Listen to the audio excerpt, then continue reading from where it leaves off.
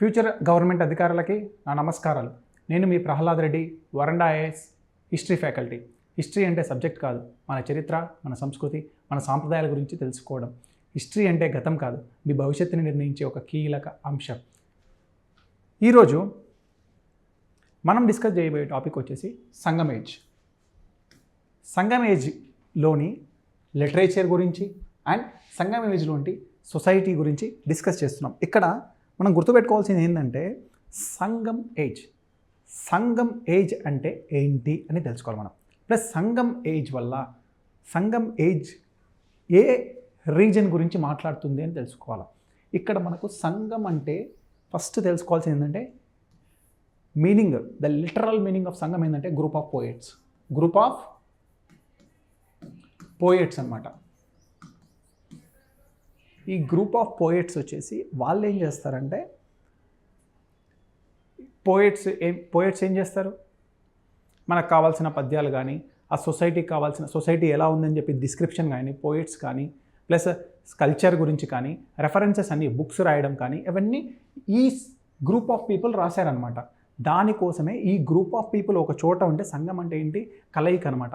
ఈ group of people ఒక చోట కలిసి ఈ అన్ని పోయెట్స్ రాస్తున్నారు. ఆ పోయెట్స్లో దేని గురించి డిస్క్రైబ్ చేశారు వాళ్ళు?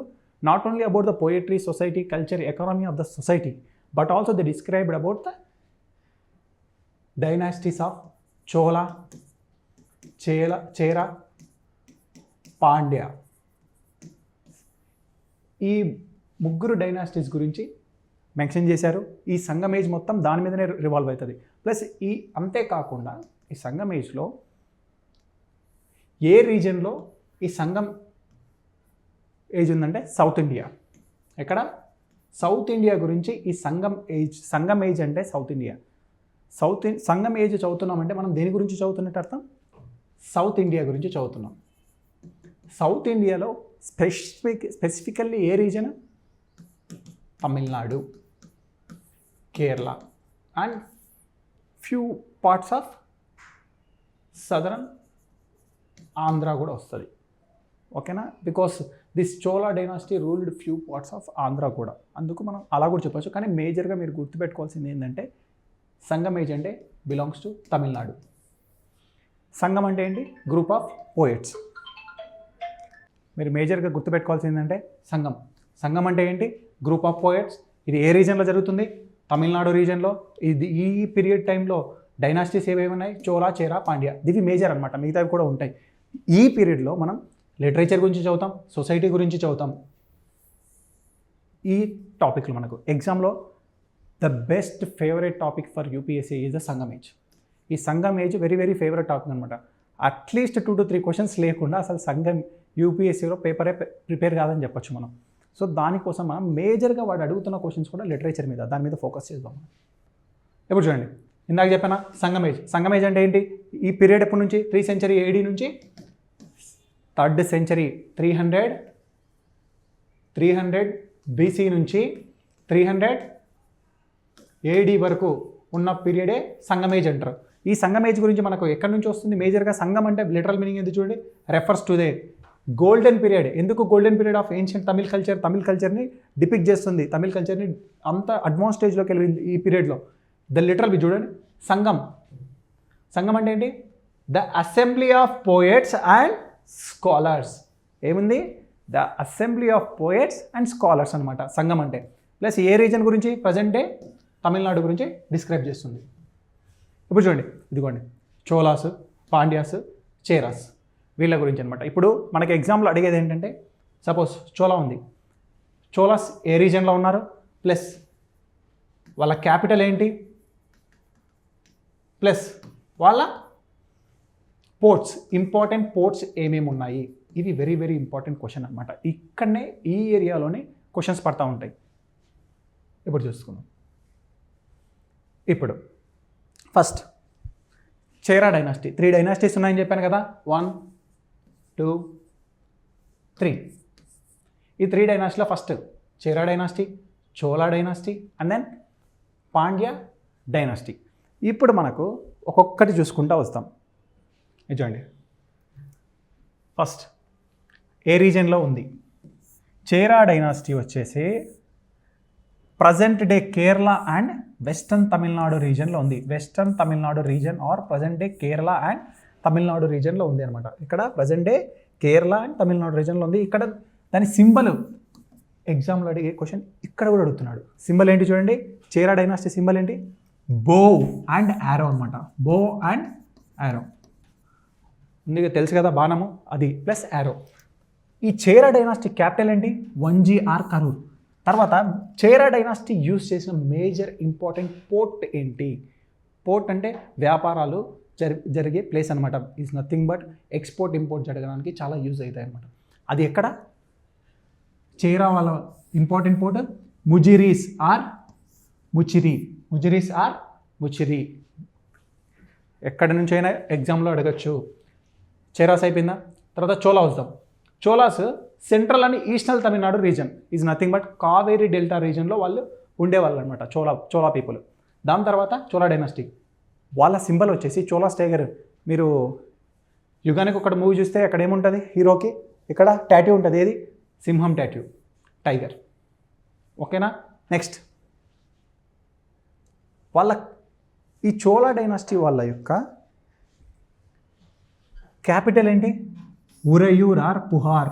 Uraiyur or Puhar is nothing but Kaveripattinam. వాళ్ళ క్యాపిటల్ ఏంటి, కావేరీపట్నం. వాళ్ళ ఇంపార్టెంట్ పోర్ట్ సిటీ ఏంటి, చోలాస్ యొక్క పోర్ట్ సిటీ ఇంపార్టెంట్ ఏంటి, పుహార్ ఆర్ కావేరీపట్నం. వాళ్ళ ఇంపార్టెంట్ పోర్ట్ సిటీ. ఎగ్జామ్లో ఈ పోర్ట్స్ మీద చాలాసార్లు అడిగాడు, మ్యాచ్ ద ఫాలోయింగ్ పోర్ట్స్ అని చెప్పేసి. ఓకేనా. ఏ డైనాసిటీకి సంబంధించి. నెక్స్ట్ ఇంకో డైనాసిటీ ఏంటి, పాండ్యా డైనాసిటీ. పాండ్యా డైనాసిటీలో సదరన్ తమిళనాడు రీజన్ని పాండ్యాస్ రూల్ చేసేవాళ్ళు. వీళ్ళ సింబల్ ఏంటి, ఫిష్. వీళ్ళ సింబల్ ఏంటి, ఫిష్. వాళ్ళ క్యాపిటల్ వచ్చేసి మదురై. తెలుసు కదా, మదురై మీనాక్షి టెంపుల్. ఆ మదురైయే వాళ్ళ క్యాపిటల్ అనమాట. వాళ్ళకి పాండ్యుల యొక్క మేజర్ ఇంపార్టెంట్ పోర్ట్ సిటీ ఏంటంటే కోర్కాయ్. ఏంటి పోర్ట్ సిటీ, కోర్కాయ్. ఇక్కడ మనం యాజ్ ఏ ఆస్పిరెంట్గా మేజర్గా గుర్తుపెట్టుకోవాల్సింది, ఎగ్జామ్ పాయింట్ ఆఫ్ వ్యూ గుర్తుపెట్టుకోవాలి. ఇక్కడ మనకి ఎగ్జామ్ పాయింట్ ఆఫ్ వ్యూలో మేజర్గా అడిగే క్వశ్చన్ ఏంటంటే ఈ సింబల్ మీద వేస్తాడు క్వశ్చన్. కన్ఫ్యూజ్ అయిపోయారా, వెళ్ళిపోద్ది. సో మనం ఎలా, చేరా బో, సిబి, బి ఉందా, బో అంటే బీసీ అనుకోండి, చేరా. తర్వాత ఫిష్. ఫిష్ ఎక్కడ ఉంటుంది, పి అంటే పాండ్లో ఉంటుంది ఫిష్. ఫిష్ ఎక్కడ ఉంటుంది, పాండ్లో ఉంటుంది. ఓకేనా. ఇంకోటి ఇక్కడ ఇది ఎట్లా గుర్తుపెట్టుకుంటాడు, టైగర్. చోలా కదా, యుగానికి ఒకటి మూవీ చూస్తే ఈజీ గుర్తుకుండిపోతుంది ఇది టైగర్ అని చెప్పేసి. తర్వాత గుర్తుపెట్టుకోవాల్సింది ఏంటంటే ఇక్కడ పోర్ట్ సిటీస్. చేరాస్ యొక్క పోర్ట్ సిటీ వచ్చేసి ముజిరీస్, చోలాస్ యొక్క పోర్ట్ సిటీ వచ్చేసి కావేరీపట్నం, తర్వాత పాండ్యాస్ యొక్క పోర్ట్ సిటీ వచ్చేసి కోర్కాయ్. ఇది కేర్ఫుల్గా అనలైజ్ చేసుకోండి. నెక్స్ట్ ఇప్పుడు మనము ఈ గ్రూప్ సంఘం అంటే లిటరల్ మీనింగ్ ఏం చెప్పాను నేను, గ్రూప్ ఆఫ్ పోయట్స్ అన్నాను కదా. ఇట్లా ఈ గ్రూప్ ఆఫ్ పోయట్స్ కొన్ని మీటింగ్స్ జరుపుకున్నారనమాట. ఈజ్ నథింగ్ బట్ కౌన్సిల్స్ అంటారు. వాళ్ళందరూ ఒక చోట కూర్చొని ఒక డిస్కషన్ చేసి కొన్ని అవుట్పుట్స్ తీసుకొచ్చారు. ఈజ్ నథింగ్ బట్ పోయమ్స్ కానీ లేదంటే బుక్స్ కానీ ఆ టైంలో ప్రొడ్యూస్ చేసేవాళ్ళు ఈ సంఘం పీరియడ్లో. ఇట్లా టోటల్గా ఎన్ని సంఘమ్స్ అయినాయంటే 3 సంఘమ్స్ అయ్యాయి. ఫస్ట్ సంఘం, సెకండ్ సంఘం, థర్డ్ సంఘం. ఇక్కడ మీరు గుర్తుపెట్టుకోవాల్సింది ఏంటంటే ఆల్మోస్ట్ ఆల్ అన్ని సంఘమ్స్ వచ్చేసి 3 సంఘమ్స్ వచ్చేసి ఎవరి రాజ్యంలో జరిగినాయంట, పాండ్యాస్ రాజ్యంలో జరిగాయి. పాండ్యాస్ రాజ్యంలో జరిగాయి. ఇందాక చెప్పాను కదా, పాండ్యాస్, పాండ్లో ఏముంటుందని చెప్పాను, ఫిష్ వాళ్ళ సింబల్. తర్వాత వాళ్ళ ఇది ఏంటి, పోర్ట్ కొర్కాయ్. ఓకే. నెక్స్ట్ ఇప్పుడు ఒక్కొక్క సంఘంలో ఏమేమి అవుట్పుట్స్ వచ్చాయి, దానికి ఎవరు ఏ లొకేషన్లో జరిగింది, ఫస్ట్ సంఘం ఏ లొకేషన్లో జరిగింది, తర్వాత దానికి ఎవరు ప్రిసైడ్ చేసినారు, తర్వాత వాళ్ళ ప్యాటర్న్ ఈజ్ నథింగ్ బట్ ఇందాక చెప్పాను కదా పాండ్యాస్. గుర్తుపెట్టుకోండి, లిటరల్గా ఏం గుర్తుపెట్టుకోవాలా, ఈ 3 సంఘమ్స్ జరిగిన పీరియడ్ ఏంటి, ఎవరి టైంలో జరిగింది, 3 జరిగినది పాండ్యాస్ టైంలోనే. దాని తర్వాత ప్యాట్రాన్స్ అంటే ఎవరి టైంలో జరిగిందని 3 సంఘమ్స్ వచ్చేసి పాండ్యాస్ టైంలోనే జరిగింది, అది గుర్తుపెట్టుకోండి. తర్వాత వాళ్ళు రాశారు బుక్స్, ఎవరు, ఈ సంఘం ఏజ్ పీపుల్. బట్ ఇప్పటికి ఇంకా లేవన్నమాట. ఈ ఫస్ట్ సంఘంలో రాసిన బుక్స్ లేవు కొన్ని, తర్వాత సెకండ్ సంఘంలో రాసినవి ఒక్కటో రెండో ఉన్నాయన్నమాట. అది తొల్కాపియం అని తొల్కాపియర్ ఆయన రాశాడు. ఇది తమిళ్ గ్రామర్ బుక్. ఇదొక్కటే సర్వైవింగ్ టెక్స్ట్ అనమాట. ఇప్పుడు మిగతావన్నీ అంతే కదా, కాలగర్భంలో కలిసిపోతూ ఉంటాయి. Almost all last. ఇక్కడ ఒక్కటో రెండో సర్వైవింగ్ టెక్స్ట్ అనమాట. ఏది సెకండ్ సంఘంలో. ఫస్ట్ సంఘంలో అయితే అసలు ఏం లేవు, నాట్ ప్రజెంట్. బట్ ఇప్పుడు మనం సంఘం గురించి మనకు సొసైటీ కల్చర్ ఏదైనా ఒకటి తెలుసుకుంటున్నామంటే దేనివల్ల తెలుసుకుంటున్నామంటే ఈ థర్డ్ సంఘంలో జరిగిన ఉన్న బుక్స్ నుంచి మనం తీసుకొని రెఫరెన్స్గా దాన్ని మనం కన్సిడర్ చేస్తున్నాం. అక్కడ ఏమేమి జరిగాయి ఫస్ట్ ఈ తమిళ సంఘంలో మేజర్ బుక్స్ ఏవి చెప్తాను. ఇప్పుడు ఒక్కొక్కటి చూసుకుంటూ వస్తాం. ఫస్ట్ సంఘం ఎక్కడ జరిగింది? లొకేషన్ మదురైలో జరిగింది. ఓకేనా? ఫస్ట్ సంఘం ఎక్కడ జరిగింది? మదురై జరిగింది. దానికి ప్రెసిడెంట్గా ఎవరు వచ్చారంట? Agastyamuni, sage Agastyamuni. As a Tamil people ఏమని బిలీవ్ చేస్తారంటే ఈ ఫస్ట్ సంఘంలో దేవుళ్ళు దేవతలు వచ్చి ఇక్కడ పార్టిసిపేట్ చేసి అక్కడి నుంచి వచ్చిన అవుట్పుటే అని చెప్తారు వాళ్ళు బిలీవ్ చేస్తారు. ఎవరి టైంలో జరిగింది? పాండ్యాస్ టైంలో జరిగింది. బట్ ఏమైనా సర్వేయింగ్ టెస్ట్ ఉందా? లేదు. నెక్స్ట్ సెకండ్ సంఘం ఎక్కడ జరిగింది? కాపాటపురం. ఎక్కడ జరిగింది? కాపాటపురం. దీనికి ఫస్ట్ వచ్చేసి ప్రిసైడెడ్ ఎవరు చేశారంట? అగస్త్యముని ఫస్ట్ ప్రిసైడ్ చేశారు. దాని తర్వాత కొన్ని రోజులు ఆయన ఉన్నాడు. దాని తర్వాత ఆయన తప్పుకున్నాడు. ఆయన తర్వాత ఎవరు వచ్చారు? తొల్కాపియర్. ఈయన ఫేమస్ బుక్ ఏంటని చెప్పాను? Tolkappiyam. It is a Tamil grammar book. ఇదిగోండి, ఓన్లీ సర్వైవింగ్ టెక్స్ట్ ఏముంది? తొల్కాపియర్ రాష్ట్ర తొల్కాపియం అనే బుక్ అనమాట. ఇంకా లాస్ట్కి వచ్చేసి థర్డ్ సంఘం. ఇది ఎక్కడ జరిగింది? మదురైలో జరిగింది. దీనికి ఇది ఇంపార్టెంట్, ఇది కొంచెం డిఫరెంట్ కాబట్టి. ఎందుకంటే నక్కిరార్ ఎవరు ప్రిసైడ్ చేసినాడు? నక్కిరార్ అనే పర్సన్ ప్రిసైడ్ చేశాడు ఈ థర్డ్ సంఘానికి. ఇక్కడ చూడు, వీళ్ళు కూడా పాండ్యాసే. ఏవేవి ఉన్నాయి surviving text? Famous book is nothing but books అని చెప్పచ్చు. ఏవేవి? ఫస్ట్ ఎత్తు తొక్కాయ్ అదొక బుక్. పట్టు ఏంటి? పట్టు. శిలపదిగారం, ఇది very very very very important. Silappatikaram plus Manimekalai. ఈ రెండు శిలపదికారం మణిమేకలైని 2 ఎపిక్స్ అంటారు. ఎందుకో నెక్స్ట్ డిస్కస్ చేద్దాం. ఓకే, మేజర్ వర్క్స్ ఈ పీరియడ్లో తమిళ్ టైంలో థర్డ్ పీరియడ్ అని చెప్పాను కదా. ఈజ్ నథింగ్ బట్ లిటరేచర్ ఓవరాల్గా చూసుకుంటే ఇవి డెవలప్ అయినాయి. ఏవేవి? ఫస్ట్ ఇందాక చెప్పాను కదా, ఎట్టు తొక్కాయ్. ఏంటి? ఎట్టు తొక్కాయ్. ఇవేంటంటే ఇప్పుడు మనము షార్ట్ ఫిలిమ్స్ అని వచ్చాయా కొంచెం రీసెంట్గా, షార్ట్ ఫిలిమ్స్ అలాగా ఒక బుక్లోనే షార్ట్ స్టోరీస్ టైప్ అనమాట. ఇది చూడండి, collection of short story poems. ఏంటి? Collection of short poems is nothing but 8 anthology. ఎన్ని ఉన్నాయని? అవి 8 ఉన్నాయంట. అందుకే ఎట్టు తొక్కాయ్ అంటారు. కవర్స్ ఏమేమి కవర్ చేస్తున్నాయంటే అకం అనే థీము, తర్వాత పురం అనే థీము. ఇక్కడ మనం గుర్తుపెట్టుకోవాల్సింది ఏంటంటే 2 స్ట్రీమ్స్ ఉన్నాయన్నమాట. తమిళ్ ఈజ్ నథింగ్ బట్ సంగం ఏజ్లో 2 స్ట్రీమ్స్. ఒకటి అకం అనే స్ట్రీము. అకం అనే ఒక థీమ్ బుక్స్ రాసేవాళ్ళు ఎలా రాసేవాళ్ళు అంటే 2 ఫేజెస్గా రాసేవాళ్ళు. ఒకటి అకం గురించి రాసేవాళ్ళు, ఇంకొకటి పురం గురించి రాసేవాళ్ళు. ఇక్కడ ఏంటంటే అకం ఈజ్ నథింగ్ బట్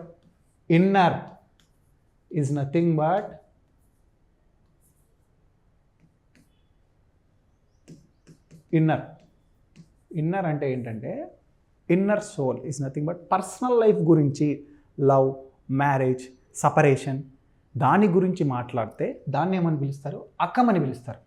అదే కనుక పురం అని కూడా ఇంకో దాన్ని పిలుస్తారు. ఇంకొకటి ఈ థీమ్ మీద రాస్తే బుక్స్ దాన్ని అకం అంటారు. అదే కనుక ఇంకొకటి పురం అని ఉంటుంది. పురం అంటే ఏంటంటే పబ్లిక్ లైఫ్. అది పర్సనల్ లైఫ్, ఇది పబ్లిక్ లైఫ్ అంటే ఎటువంటి బుక్స్ అంటే వారియర్, యుద్ధానికి సంబంధించింది కానీ, తర్వాత ఫెరోషియస్ థింగ్స్ కానీ, ఏమైనా సరే ఒక పబ్లిక్ లైఫ్ గురించి. ఇప్పుడు సపోజ్ ఒక రాజు ఉన్నాడు, ఒక కింగ్ని తీసుకుందాం.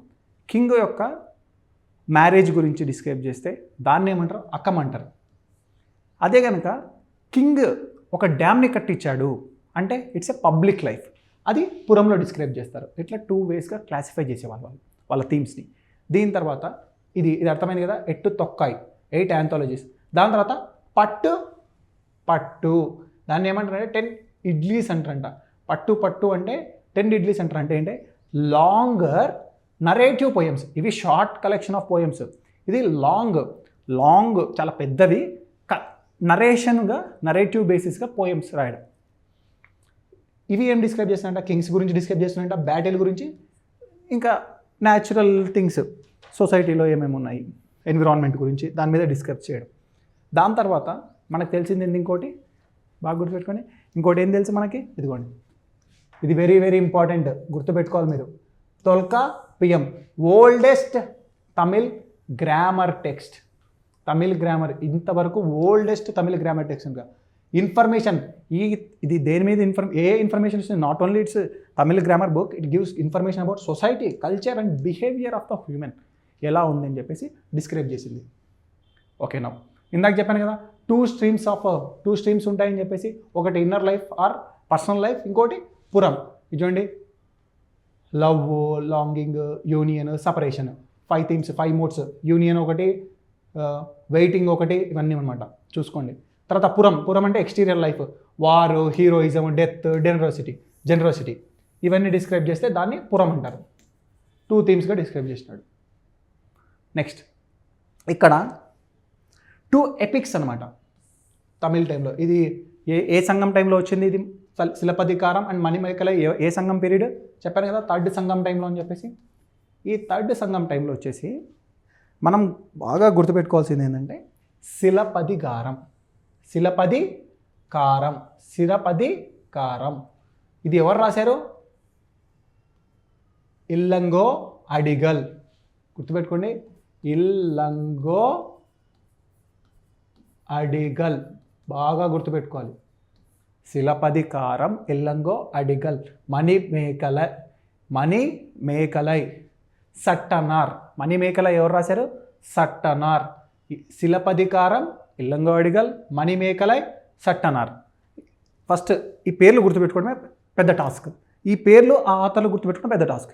దాని తర్వాత స్టోరీ కూడా గుర్తుపెట్టుకోవాలి మనం. ఈ స్టోరీ ఏంటంటే బేసికల్లీ ఒక ముగ్గురు లైఫ్ స్టోరీ అనుకున్నాం. ఈ మేజర్గా 3 క్యారెక్టర్స్ చుట్టూ తిరుగుతుంది ఈ శిలపదికారం అనే స్టోరీ. ఆ 3 క్యారెక్టర్స్ ఏంటంటే, ఫస్ట్ కోవలన్.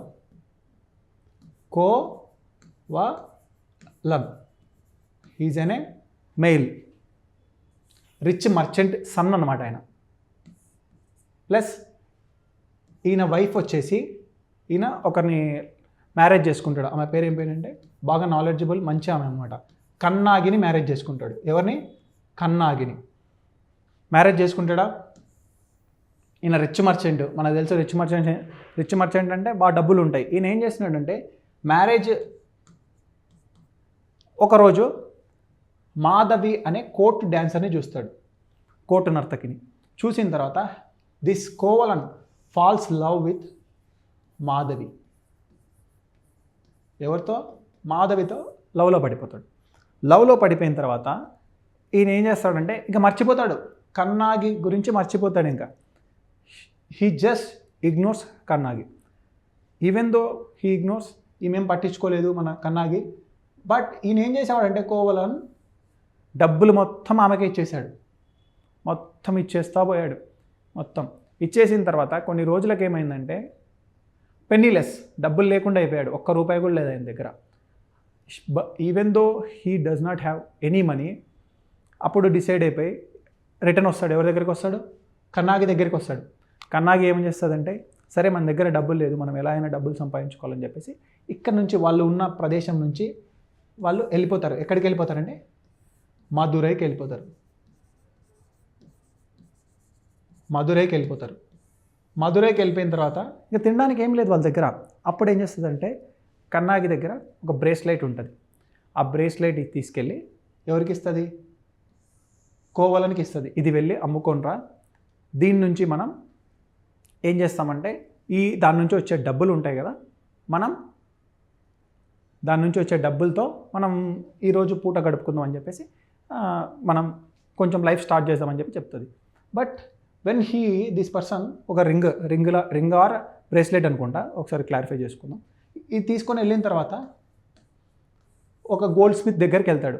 ఎవరు? మన కోవలన్ గోల్డ్ స్మిత్ దగ్గరికి వెళ్ళిన తర్వాత అది చూపిస్తే ఆయనని ఆ గోల్డ్ స్మిత్ తీసుకెళ్ళి రాజ దర్బార్లో తీసుకెళ్ళి పెట్టేసి ఇది నీది కాదు అని చెప్పేసి, ఇది రానిది ఈ రింగ్ ఆర్ బ్రేస్లెట్ నీ దగ్గరికి ఎలా వచ్చింది, నువ్వు దొంగతనం చేసావని చెప్పేసి ఆయన తల నరికేస్తారు. తల నరికేస్తే ఈ విషయం వచ్చేసి మనకు కన్నాగికి తెలుస్తుంది. మధురై సంస్థానంలో జరుగుతుంది ఈ విషయం, స్టోరీ మొత్తం. ఈ కన్నాగి తెలిసిన తర్వాత వెంటనే వెళ్ళేసి ఇది నాదే, మీరు రాంగ్ మిస్టేక్ అయ్యారు, కావాలంటే మీదేమో గోల్డ్ ఇవి వజ్రాలు ఉంటాయి, నా దాంట్లో పెరల్స్ ఉంటాయి అని చెప్పేసి చూపించి క్లారిఫై చేస్తుంది. క్లారిఫై చేసిన తర్వాత రాజేమో అక్కడే షాక్ అయిపోయి ఆయన అక్కడే చనిపోతాడు. దాని తర్వాత ఈమె ఏం చేస్తుంది అంటే శాపం పెడుతుంది. ఆమె భర్త చనిపోయాడు కదా, ఆమె ఏమని శాపం పెడతాడంటే ఈ మధురై నాశనం అయిపోతుంది అని చెప్పేసి శాపం పెడుతుంది. అలాగే మధురై అంతమైపోయింది అప్పట్లో అని చెప్పేసి ఒక స్టోరీ అనమాట. తర్వాత ఇది శిలపదిగారం ఎవరు రాశారు? ఇల్లంగో అడిగల్ రాశాడు. దాని తర్వాత ఇది ఒక స్టోరీయా. దాని తర్వాత వచ్చింది మణిమేకలై. దీని కంటిన్యూషనే మణిమేకలై అనమాట. ఎందుకు కంటిన్యూషన్ అంటే ఇందాక తెలుసు కదా మనకు ఏంటి క్యారెక్టర్స్, 3 క్యారెక్టర్స్ చుట్టూ తిరుగుతుందని చెప్పానా, కోవలన్, కన్నాగి, మాధవి. ఇక్కడ ట్విస్ట్ ఏంటంటే చూడు, ఈమె బుద్ధిస్ట్ నన్ను అనమాట మణిమేకలై. ఈమె వచ్చేసి ఎవరి కూతురంట? కోవలన్. ఇక్కడ కోవలన్ ఉందా? కోవలన్ ఈయనకు ప్లస్ మాధవికి పుట్టిన అమ్మాయే ఈ మణిమేకలై. ఈమె గురించి స్టోరీ సత్యనారాయణ రాశాడు. ఇక్కడ ఉన్న స్టోరీ ఏంటంటే ఈమె పుట్టినప్పటి నుంచి కూడా బుద్ధిస్ట్ నన్గా, అంటే బుద్ధిజంలోకి వెళ్ళిపోయి ఒక సాధులాగా బుద్ధిస్ట్ నన్గా ఉండాలని, బతకాలి జీవితం అని చెప్పేసి ఆమె ఆ మైండ్ సెట్తో ఉంది. బట్ ఒక రాజు ఈమెను చూసి ఆమెతో లవ్లో పడిపోతాడు. దాని మీద ఒక డిపిక్షన్ స్టోరీయే. బట్ ఫైనల్గా ఆ రాజు చనిపోతాడు, ఈమె వచ్చేసి బుద్ధిస్ట్ నన్గానే మిగిలిపోతుంది. ఆ స్టోరీ డిపిక్షనే ఈ మణిమేకలై. ఎవరు రాశారు? సట్టనార్ రాశాడు. నెక్స్ట్ ఇందాక చెప్పాను కదా, ఇక్కడ తమిళ్లో సంగం ఏజ్లో ఒక one of the important book వచ్చేసి తిరుకురాల్. ఏం బుక్? ఈ తిరుకురాల్ అనే బుక్ని ఎవరు రాశారంటే తిరువల్లూర్ అని ఆయన రాశాడు. ఎవరు రాశారు? తిరువల్లూర్. తిరుకురాల్ ఎవరు రాశారు? Thiruvallur. This is very very very important book. ఎందుకంటే at that point of only these books talk about, ఈ బుక్ అప్పట్లోనే వాల్యూస్ గురించి మాట్లాడింది. దేని గురించి? ఎథిక్స్, వాల్యూస్, విలువల గురించి మాట్లాడింది. Not only about ethics, this book also ఇట్లా పార్ట్స్ ఉన్నాయన్నమాట. ఒక్కొక్క పార్ట్లో విర్చ్యూస్ అంటే డొమెస్టిక్ లైఫ్ ఎలా ఉండాలి, యాస్టిక్ లైఫ్ ఎట్లా ఉండాలి, నాన్ వైలెన్స్ గురించి అప్పట్లోనే మాట్లాడింది. తర్వాత ట్రూత్ టెల్లింగ్, నిజం మాట్లాడాలి. తర్వాత గ్రాటిట్యూడ్, ఎవరైనా మనకి హెల్ప్ చేస్తే వాళ్ళకి గ్రాటిట్యూడ్గా చెప్పడం, థ్యాంక్స్ అని చెప్పడం అట్లా. తర్వాత గెస్ట్ హాస్పిటాలిటీ, ఎవరైనా మనకు ఇంటికి గెస్ట్ వస్తే హాస్పిటాలిటీ ఎలా ఉండాలి. దాని తర్వాత ఇంకోటి చూడండి, నాట్ కోవెటింగ్ అనదర్స్ వైఫ్, వేరే వాళ్ళ వైఫ్ని మనం ఇల్లీగల్గా యూజ్ చేసుకోకూడదు. ప్లస్ ఇంకోటి ఏంటి చూడు, పాలిటీ గురించి చెప్పింది. తర్వాత లవ్ గురించి కూడా మాట్లాడింది ఈ బుక్ అనమాట. ఇలా ఈ బుక్లో టోటల్గా 133 చాప్టర్స్ ఉన్నాయి, 1330 కప్లెట్స్ ఉన్నాయి. మరి అంత అవసరం లేదు, మీరు గుర్తుపెట్టుకోవాల్సింది ఒకే ఒక point, Thirukkural written by Thiruvallur. Thirukkural, Thiruvallur. It talks about ethics. ఈ 3 కనెక్ట్ చేసుకోండి. ఎథిక్స్ గురించి మాట్లాడుతుంది. నెక్స్ట్ ఓకే, ఇప్పటి వరకు లిటరేచర్ గురించి చూసుకున్నాం. ఈ లిటరేచర్లో తర్వాత మనకు తమిళ్ సొసైటీ ఎలా ఉందో చూసుకుందాం. తమిళ్ సొసైటీ సోషల్ స్ట్రక్చర్ ఇప్పుడు మనకు ఫ్రమ్ వేదిక్ ఏజ్ నుంచి చూస్తున్నాము. నార్త్ ఇండియన్ స్టైల్లో the society has been divided based on, సొసైటీని ఎలా డివైడ్ చేశారు? వర్ణ సిస్టమ్తో డివైడ్ చేశారు. ఆర్ ఇంకోటి ఏం వర్ణ అనే కాదు, వర్ణ తర్వాత ఇది ఋగ్వేదిక్ పీరియడ్లో వర్ణ సిస్టమ్తో. బట్ లాటర్ వేదిక్ పీరియడ్లో ఏమైంది? అది కాస్త వర్ణ కాస్త ఏమైంది, స్లోగా క్యాస్ట్ సిస్టమ్ లాంటిది డెవలప్ అయింది. ఎందుకు క్యాస్ట్ సిస్టమ్ డెవలప్ అయిందని చెప్తున్నానంటే, in the later Vedic stage varna system became rigid. Rigid అంటే ఏంటి? You cannot change your varna. Like but in Rigvedic period you can change your varna. If your profession changes, your varna will change. But in the latter Vedic time, your varna will not change if you change your profession also. ఇక్కడ so అలా ఉండేదన్నమాట. నువ్వు రిజిడ్గా ఉండేది, మారలేవు, నీ వర్ణాన్ని మార్చుకోలేవు. కానీ society in Tamil is nothing but Sangam age పీరియడ్లో, తమిళనాడు ఆ reason సంగం age, Cholas Pandyas Cheras టైంలో the society has been divided. సొసైటీని ఎలా డివైడ్ చేశానంటే చూడండి, బాగా గుర్తుపెట్టుకోండి, వెరీ ఇంపార్టెంట్ అనమాట. ఎందుకు ఇంత స్ట్రెస్ చేస్తున్నా అంటే, నాట్ బై క్యాస్ట్ ద్వారా డివైడ్ చేయలేదు సొసైటీని. సొసైటీని దేని ద్వారా డివైడ్ చేశారు?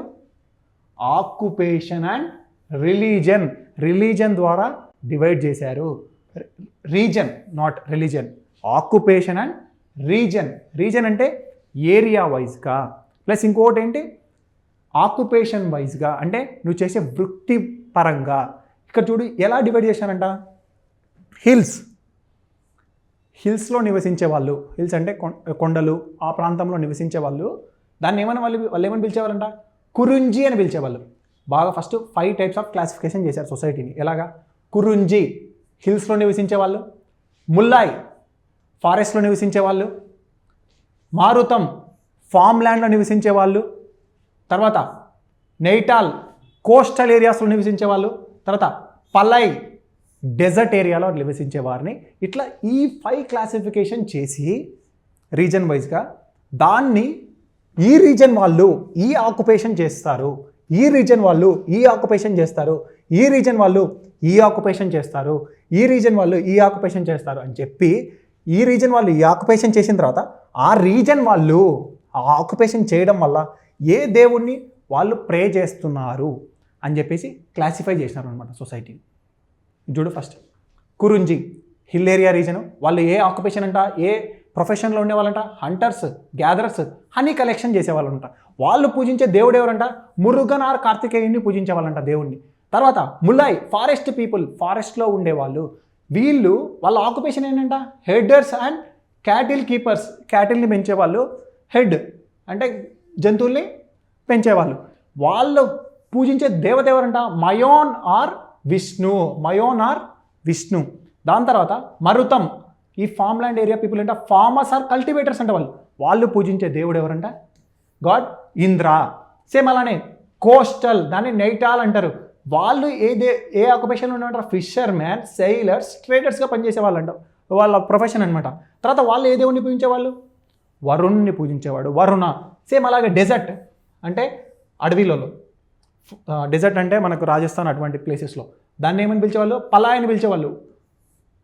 వాళ్ళు చేసేది ఏంటంట? ప్రొఫెషన్ రాబర్స్ గంట, వారియర్స్ గంట, డెజర్ట్ ఫోక్ గంట. ఇక్కడ చూడండి, వాళ్ళు పూజించే దేవత దుర్గా ఆర్ కొట్టవాయ్ అనే దేవతను పూజించే వాళ్ళంట. ఇక్కడ మనం first point, society is classified based on the occupation or region, not based on caste. అది గుర్తుపెట్టుకోవాలి, అది ఎంసీక్యూలో ఫ్రేమ్ అవుతుంది అక్కడ. దాని తర్వాత ఇంకో చూడండి, సొసైటీ ఉమెన్స్కి స్టేటస్ ఎలా ఉందంట? హై పొజిషన్ ఇచ్చారంట, relatively high position. Women poets ఉండేవాళ్ళంట. ఫర్ ఎగ్జాంపుల్ అవ్వయ్యార్, తర్వాత నక్కిలార్ అనేవాళ్ళు ఉమెన్ పోయిట్స్ ఉండేవాళ్ళంట. తర్వాత ఉమెన్ వారియర్స్ కూడా ఉండేవాళ్ళంట. యుద్ధాలలో కూడా కొన్ని చోట్ల పార్టిసిపేట్ చేసేవాళ్ళంట. సతీ లేదు, sati is not practised widely. Sati ఎక్కువ మోతాదులో ప్రాక్టీస్ చేయలేదు, చాలా రీజన్స్. తర్వాత క్యాస్ట్ సిస్టమ్, బ్రాహ్మిన్స్ అని క్లాసిఫికేషన్ ఉన్నా కూడా but less rigid than North India. ఎందుకు? Because society is classified based on themes or nothing but ecological zones or occupation or region బేస్గా క్లాసిఫై చేశారు సొసైటీ. తర్వాత స్లేవరీ, బానిసత్వం ఉన్నదా? స్లేవ్స్ ఉండేవాళ్ళంట. స్లేవ్స్ని ఏమని పిలిచేవాళ్ళంట? అదిమై అని పిలిచేవాళ్ళంట. స్లేవ్స్ని ఏమని పిలిచేవాళ్ళు? అదిమై. దాని తర్వాత ప్రిజనర్స్ ఆఫ్ వార్, అంటే ఇప్పుడు యుద్ధంలో ఓడిపోతే వాళ్ళు ఏమవుతారో? ప్రిజనర్స్ అవుతారు. వాళ్ళని బందీగా పెట్టి వాళ్ళకి ఏం కావాలనో అది చేయించుకునే వాళ్ళు అనమాట రాజులు అప్పట్లో. తర్వాత domestic slavery common. Domestic slavery అంటే ఇంట్లో పనిచేసే వాళ్ళు అనమాట, డొమెస్టిక్ వర్కర్స్, అది కామన్ అనమాట. రిచ్ పీపుల్ వాళ్ళ ఇంట్లో పని చేయించుకునే వాళ్ళు మనుషుల్ని. దాని తర్వాత మ్యారేజెస్ సిస్టమ్ వచ్చేసి 8 ఫార్మ్స్ ఆఫ్ మ్యారేజెస్ ఉండేదంట. తర్వాత ఇంకోటి ఏంటి, లవ్ మ్యారేజ్ కూడా కామనే అంట. లవ్ మ్యారేజ్ ఏమని పిలిచేవారంట, గాంధర్వ వివాహాన్ని పిలిచేవారంట. ఇంకొకటి వచ్చేసి విడో రీమ్యారేజెస్, అంటే భర్త చనిపోయిన తర్వాత భార్య మరో పెళ్ళి కూడా చేసుకునే సాంప్రదాయాన్ని ఉండేదంట. ఇప్పుడు ఒక క్విక్ రివిజన్ తీసుకుందాం. పీరియడ్ 300 BC నుంచి 300 CE వరకు, CE మీన్స్ కామన్ ఎరా. ప్లస్ ఈ పీరియడ్లో ఏ కింగ్డమ్స్ ఉన్నాయి, చేరాస్, చోలాస్, పాండ్యాస్. దాని తర్వాత లిటరేచర్, ఏ లిటరేచర్ ఫేమస్ అని చెప్పాను, తొల్కాపియం, రిటన్ బై తొల్కాపియర్.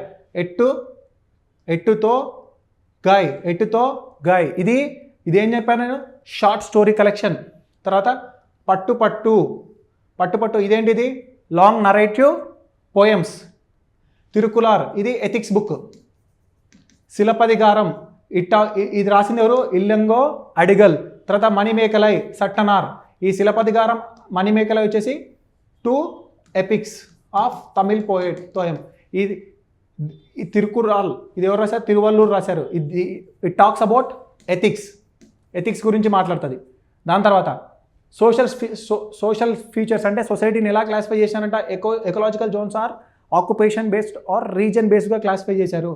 ఉమెన్ పోయిట్స్ ఉండేవాళ్ళు, ఆక్యుపేషన్ బేస్డ్ సొసైటీ, మనకు తెలుసు ఆ విషయం. తర్వాత economy, these people of Sangam age people they have trade with Indo Roman trade చేసేవాళ్ళు, రోమన్ పీపుల్తో ట్రేడ్ చేసేవాళ్ళు అనమాట. ప్లస్ ఇంకోటి ఏంటి, వాళ్ళ ఎక్స్పోర్ట్స్ ఏమంట, pepper plus pearls, cotton, ports. వీళ్ళ ports, important ports Puhar, Muziris, Korkai. చెప్పాను కదా, పుహార్ ఎవరిది, ముసిరి ఎవరిది, కొర్కాయ్ ఎవరిదో కూడా చెప్పాను. తర్వాత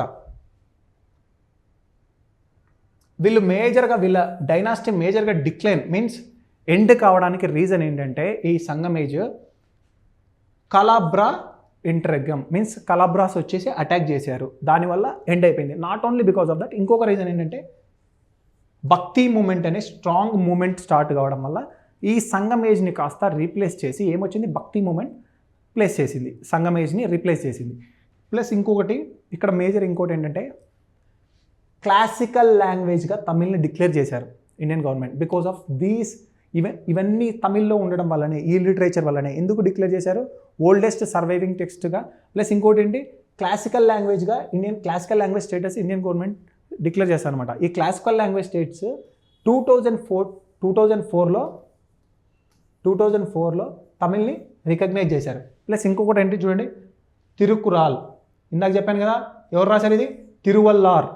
ఈ తిరువల్లార్ ఇది ఏంటి, ఎందుకు ఫేమస్ ఇది చూడు, యునెస్కో రికగ్నేషన్ వచ్చిందంట. ఓల్డెస్ట్ ద్రవిడియన్ లిటరేచర్ అని చెప్పేసి యునెస్కో రికగ్నైజ్ చేసింది. సో ఇక్కడ మీకు ఎగ్జామ్లో అడిగే ఛాన్స్ ఇదిగో, ఎక్కువ chances of asking the question. ఎందుకు ఇవి అడుగుతారంటే, దీన్ని లింక్ చేసి ఓల్డ్ దాంతో లింక్ చేస్తారు. ఇప్పుడు తిరుకురాల్ ఉంది, ఎవరు రాశారని చెప్తారు. దాని తర్వాత తమిళ్ లాంగ్వేజ్ స్టేటస్ వచ్చింది, క్లాసికల్ లాంగ్వేజ్ స్టేటస్, మిగతా ఏవేవి ఉన్నాయి అని చెప్పి కన్ఫ్యూజ్ చేస్తాడు. Okay, thank you.